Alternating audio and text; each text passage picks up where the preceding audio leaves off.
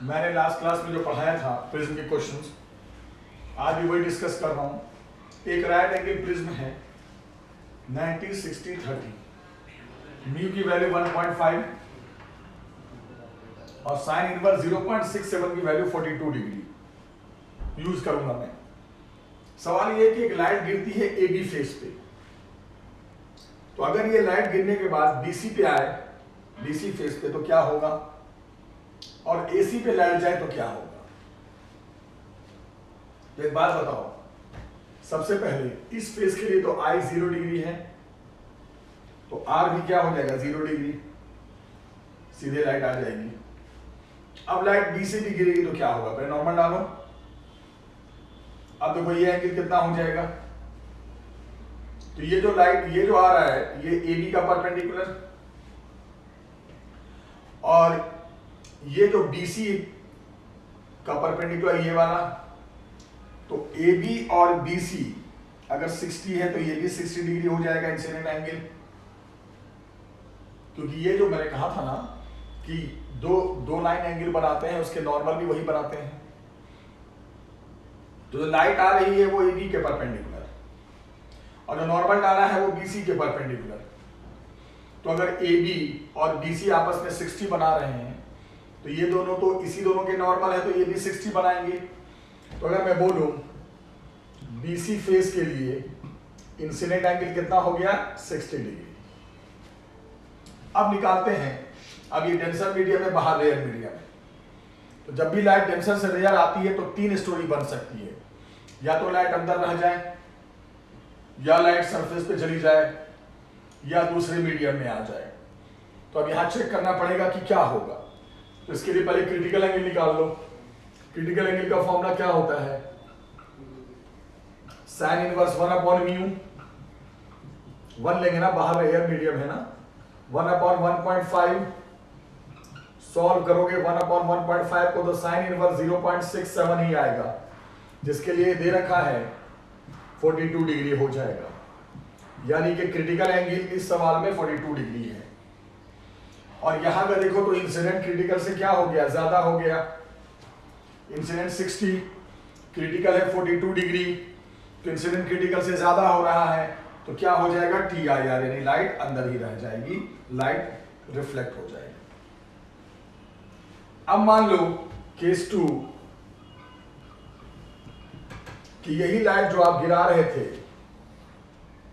अगर ये लाइट अब अगर इस फेस पे चली जाए, किस फेस पे, AB फेस पे, तो आप बताना, दोबारा बना दूं मैं, 60 डिग्री, 30 डिग्री और ये 90 तो है ही है। तो इस फेस पे जाके देखते हैं क्या इंसिडेंट एंगल होता है। यहां पे नॉर्मल डाल दो, ठीक है।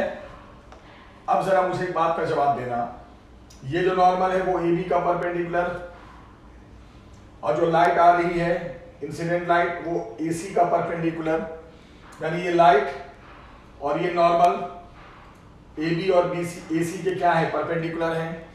AC का परपेंडिकुलर ये लाइट है, और नॉर्मल जो डाला है वो AB का परपेंडिकुलर। तो AC और AB अगर 30 बना रहे हैं तो ये भी एंगल कितना होगा, 30 डिग्री हो जाएगा।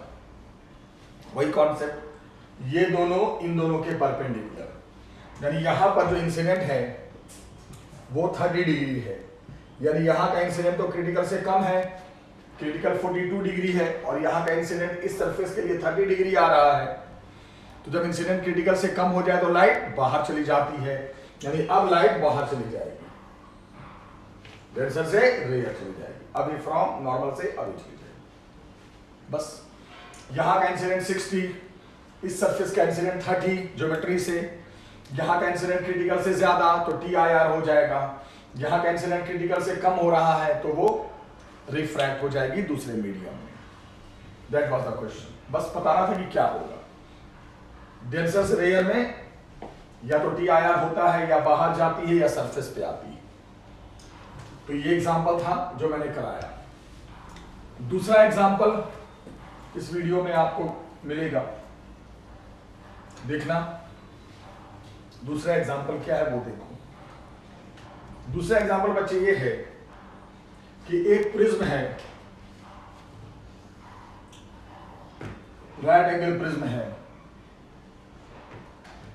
ये प्रिज्म के बारे में दे रखा है, ये 42 डिग्री है, ये 90 डिग्री है और ये भी 45 डिग्री है। इस पे 3 कलर की लाइट गिराई जा रही है।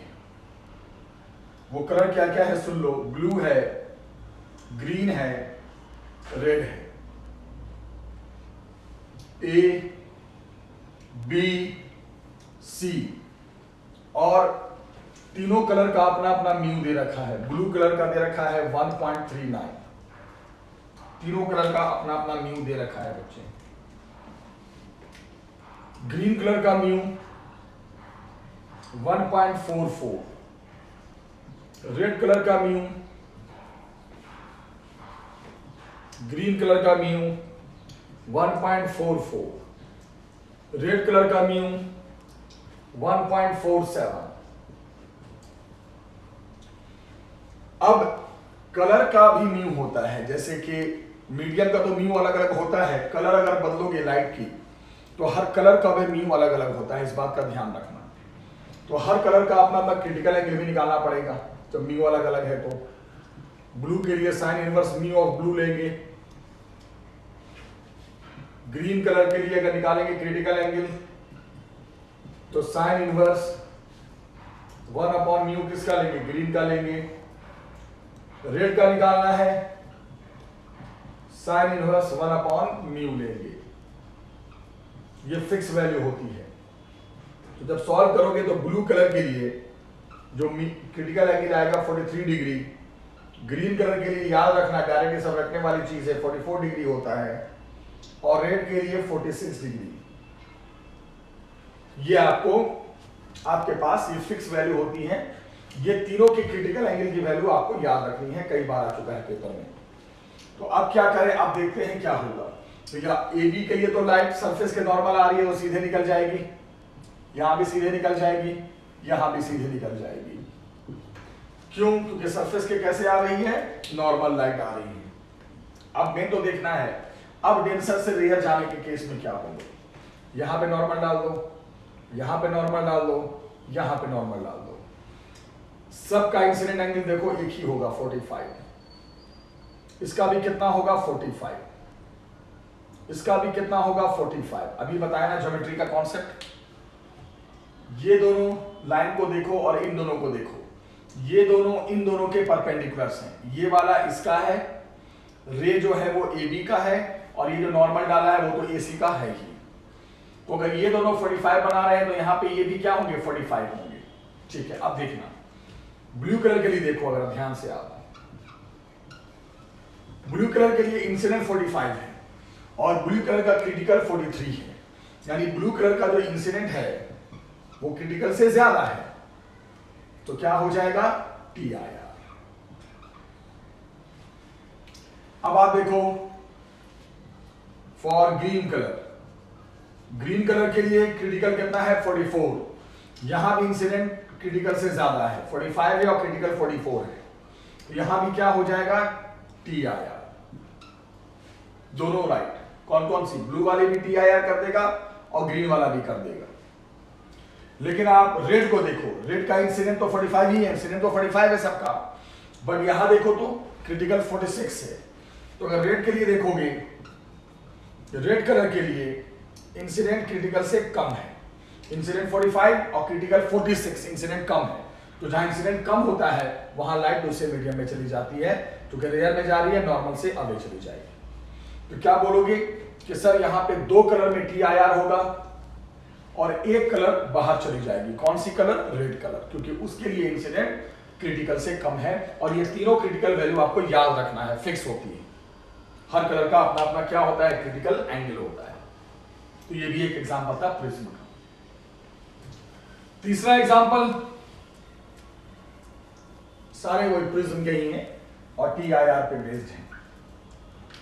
तीसरा एग्जांपल बच्चे, क्वेश्चन है कि if A is equal to minimum angle of deviation के बराबर है, तो आपसे पूछा है प्रिज्म का म्यू निकालो। बोलोगे सर ये तो बहुत आसान है।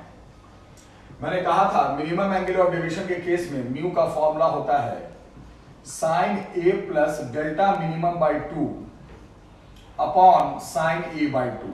याद करो, ये होता है। तो यहां पे क्या बोल रहा है, जो delta minimum angle of deviation और प्रिज्म एंगल सेम है, तो क्या हो जाएगा, mu is equal to sine A plus A by 2, यहां भी ए ही रखना है, अपॉन साइन ए बाई 2। यहां से म्यू क्या आ गया, sine A upon sine A by 2। A plus A 2a हो जाएगा ना, और 2a बाई 2 करोगे तो कितना आ जाएगा, ये आ जाएगा। फिर आप जानते हो ट्रिगो का एक फॉर्मूला होता है, साइन ए को मैं खोल सकता हूं सब मल्टीपल एंगल में 2 sine A by 2 into cos A by 2। Sine A जब खुलता है ना तो हाफ एंगल में अगर खुलेगा तो ये हो जाएगा 2 साइन एंगल का हाफ इंटू कॉस एंगल का half upon sine A by 2। बस हो गया, साइन ए बाई 2 कट गया, म्यू इज इक्वल टू क्या आ गया बच्चे, 2 कॉस ए बाई 2। बस ए के टर्म में देना है ना आंसर, प्रिज्म एंगल के टर्म नहीं देना है। क्या किया मैंने, जो मिनिमम एंगल ऑफ डेविएशन के केस में म्यू का जो फॉर्मूला होता है वो लिखा, और मिनिमम एंगल ऑफ डेविएशन ए लेने बोल रहा है तो यहां पे ए रख दिया। Sine A plus A 2a by 2 sine A बन गया, इसको सब मल्टीपल एंगल में खोल दो, साइन ए को ट्रिगो के फॉर्मूले से ये आ जाएगा। आसान सवाल था। एक और क्वेश्चन कराता हूं मैं प्रिज्म पे ही, ध्यान से देखना। प्रिज्म पे जो नेक्स्ट क्वेश्चन करा रहा हूं वो जरा सुनो बच्चे, लास्ट क्वेश्चन है। क्वेश्चन ये है बच्चे यहां पर कि एक प्रिज्म है, एंगल ऑफ प्रिज्म दे रखा है, ये बी है, ये सी है, प्रिज्म का म्यू दे रखा है √3, प्रिज्म एंगल दे रखा है 60 डिग्री। फिर पूछा है find the angle of incidence when the ray will move parallel to the prism base. ये पूछा है कि एंगल ऑफ इंसिडेंस बताइए, अगर ये लाइट आई, ये नॉर्मल, और लाइट अंदर जाके प्रिज्म के बेस के पैरेलल मूव कर ले। बेस ये है ना, ये सवाल है। आप वो इंसिडेंट एंगल बताइए जिस इंसिडेंट एंगल पे अगर लाइट को गिराया जाए प्रिज्म पे, तो लाइट जब प्रिज्म के अंदर जाए तो प्रिज्म के बेस के पैरेलल मूव करे। तो आपको मैं एक बात बता दूं, कोई भी लाइट प्रिज्म के बेस के अगर पैरेलल मूव करती है, याद रखना, तो यहां पे जो डेल्टा ये तभी हो सकता है जब मिनिमम डेविएशन हो, याद है ना। तो ये लाइट यहां पे नॉर्मल डालते हैं, फिर लाइट बाहर आ जाती है। तो अगर लाइट प्रिज्म के अंदर जाने के बाद बेस के पैरेलल मूव कर रही है, तो याद रखना, तो समझ जाना उस केस में डेल्टा मिनिमम है, तभी ये पॉसिबल है, अदरवाइज ये पॉसिबल नहीं है। ये कहानी तभी पॉसिबल होती है, लाइट अंदर जाके प्रिज्म के बेस ये है पैरेलल तभी जाती है जब मिनिमम एंगल ऑफ डेविएशन हो, ये वाला कंडीशन हो। यानी जो रे जो डिविएट हो वो मिनिमम एंगल ऑफ डेविएशन क्या होता है, मैंने पढ़ाया था ना, इंसिडेंट रे, इमर्जेंट रे, इसके बीच जो एंगल होता है उसी को कहते हैं minimum angle of deviation, sorry angle of deviation. और अगर अंदर जाने के बाद लाइट बेस के पैरेलल ट्रेवल कर रही है तो समझ जाना डेल्टा मिनिमम है, तभी ये पॉसिबल है। और आप जानते हो इन केस ऑफ, मैंने पढ़ाया था, डेल्टा मिनिमम हो जाए तो ये जो रिफ्रैक्टेड एंगल होता है, ये वाला आर, मैंने बताया था बच्चे, याद करो, वो a/2 होता है। जाके देखना एक लेक्चर पहले कंडीशन कि r जो होता है वो a/2 होता है। रिफ्रैक्टेड जो होता है प्रिज्म के अंदर, जो रिफ्रैक्टेड एंगल होता है ना, वो a प्रिज्म का हाफ होता है। कंडीशन में जाके देखना। तो यहां से पता चल गया r इसका टू कितना हो जाएगा, a/2 यानी 60/2 यानी कितना, 30 डिग्री। बस आ गया, r पता चल चुका है, i पता चलाना है। इधर का पता है, इधर का पता करना है, i। तो लगा दो स्नेल्स लॉ, लगा दो स्नेल्स लॉ।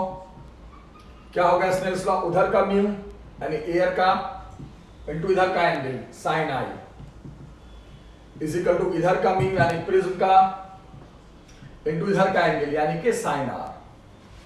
बस यहां पे लगा दिया Snell's law.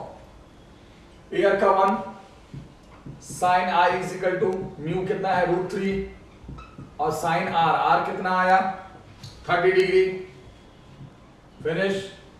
Sign i is equal to क्या आ गया √3/2, साइन 31/2, यानी आई इज इक्वल टू कितना आ गया बच्चे 60 डिग्री। यस, इसमें कॉन्सेप्ट याद रखना, अगर लाइट प्रिज्म के अंदर जाने के बाद बेस के पैरेलल मूव कर रही है तो समझ जाना डेल्टा जो है वो मिनिमम है। और मिनिमम के लिए कंडीशन मैंने बताया था कि आर ये वाला एंगल a/2 होता है, जाके नोट्स देखना। तो आर पता चल गया, यहाँ पे स्नेल्स लॉ लगा दो, इधर का एंगल पता है, इधर का आ जाएगा।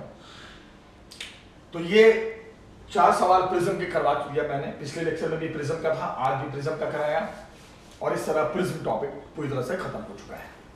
अगली क्लास में बिल्कुल नया टॉपिक शुरू करूंगा, नए लेक्चर के साथ, नए कॉन्सेप्ट के साथ। तो आज के लिए इतना ही, नोट्स भेज रहा हूं मैं, वीडियो भेज रहा हूं। Thank you very much.